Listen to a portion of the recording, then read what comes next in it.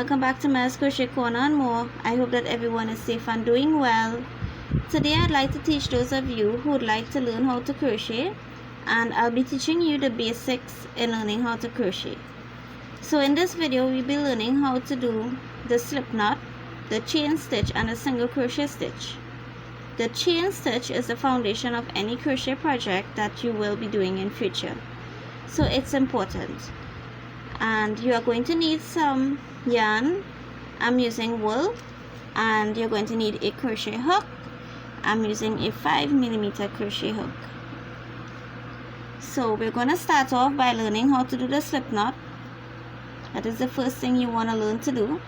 And you're going to wrap the yarn around your fingers like this until you have an X. You're going to insert the hook below the bottom loop, and then you're going to pull the top one below like this, and you pull tight. Alright y'all, sorry about that. I had to answer my door because my kids just came home from school, so I apologize for that.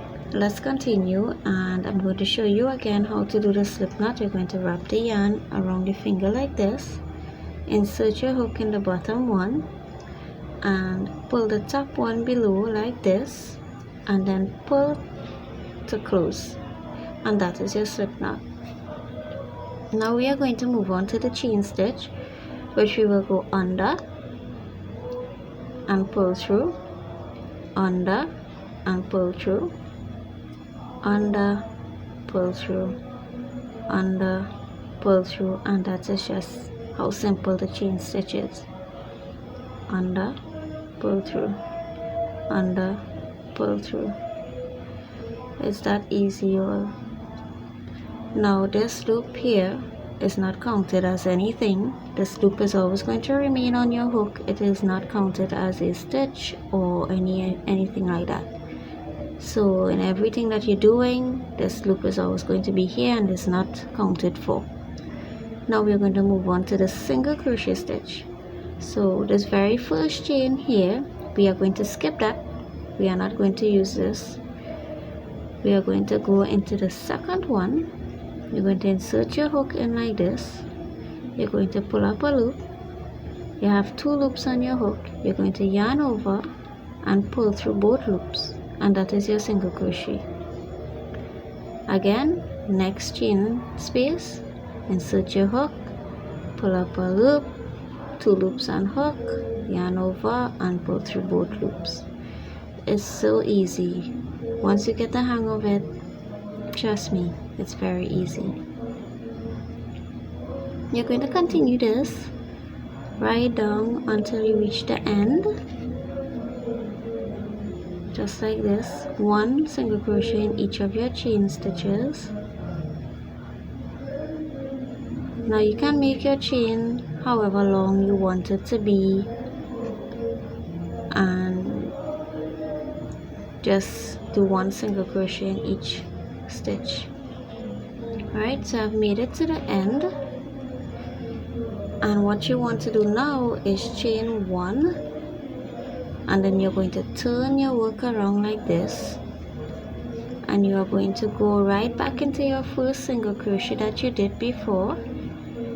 Well, this single crochet here, your first single crochet here, you're going to go back into that, insert your hook, pull up a loop, and you're going to yarn over and pull through both loops, and you are continuing a second row of single crochet stitches, just like this. One single crochet stitch into each of your previous single crochet stitches, just like that. And you can continue this and make this however long, however big you want to make it, just like this. With just this chain stitch and single crochet stitch, you can actually make stuff with it. You can make pot cloths. You can even make a blanket with just single crochet stitch. And when you reach the end here, again you're going to just chain one, turn your work around, and you repeat the process. It's that easy, y'all. It really is. all it takes is a little bit of practice, and trust me, you're gonna get it. It's that easy. I try my best to explain it as best as I could so you can understand it.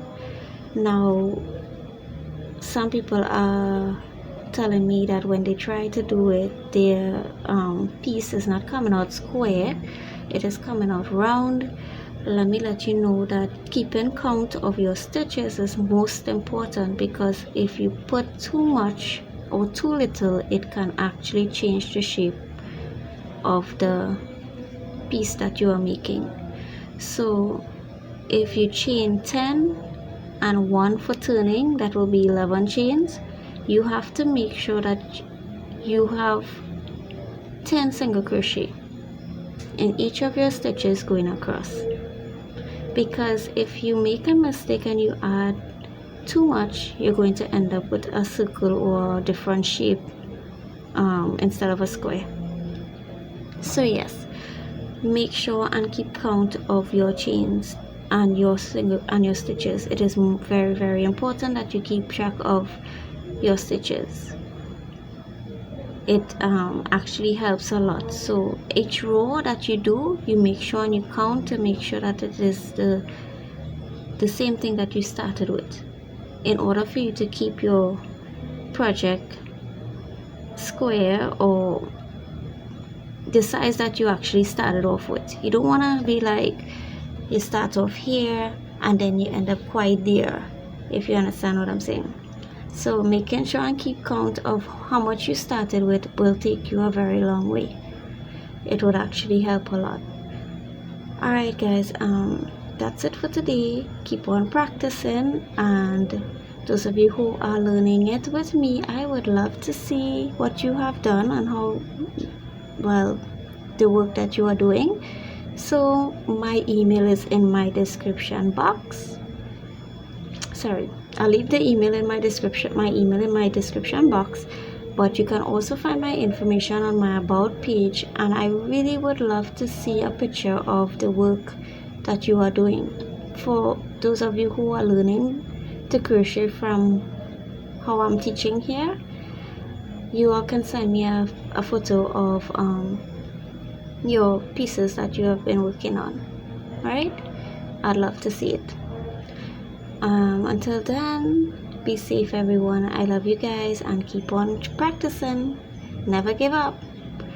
I will put my other video out soon for you to continue with the other stitch. In my next video, we'll be learning how to do the double crochet stitch. Okay, so until then, be safe everyone. Bye.